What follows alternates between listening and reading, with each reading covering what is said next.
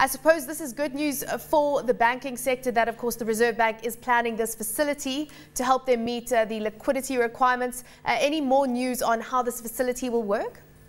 Yes, it's quite interesting. I think in terms of the numbers being bandied around, the headline number of 900 billion, which made the headline this morning on the business day, is made up of two numbers. There's a liquidity coverage ratio, which is a short-term liquidity ratio, 30-day ratio. That shortfall that was disclosed is around 240 billion, and as you said already, it seems that the Reserve Bank will assist the big banks to meet that liquidity coverage ratio. So that's not a huge issue. The bigger problem is the other part of the equation, which they call the net stable funding ratio. That's a longer term funding shortfall of just over 600 billion.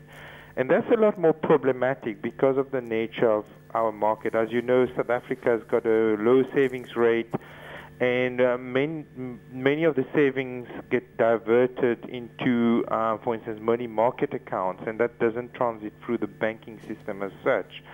And that will be a lot more difficult for the banks to fill that shortfall. But the point I want to make here is not a problem which is unique to South Africa. I think many countries and many banks around the world are struggling with similar issues as to how to meet that. And the nature of banking is maturity transformation, meaning basically that the banks collect short-term deposits and make longer-term loans in the form of, for instance, 20-year mortgage loans. That's the nature of banking. So to expect banks to have liquidity to meet the exact duration of assets is not very realistic.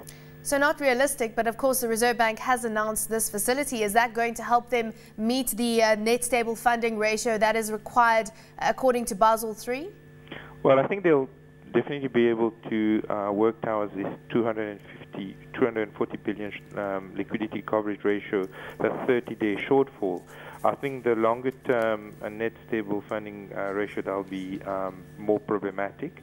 But bear in mind that these ratios or these targets only kick in by 2018. So these numbers that have been quoted were estimates made at the end of December 2010. So the banks still have got time to deal with those, and there are a number of options that are being spoken about to try to fill that gap.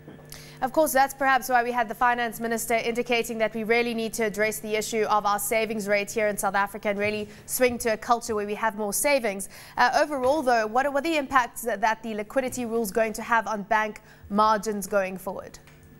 Yeah, definitely. I mean, you make a good point. We've seen already on the funding side that banks are paying up for liquidity. They're trying to offer better rates for longer-term fixed deposits, for instance. So there is a definite lengthening of maturity and competition for savings.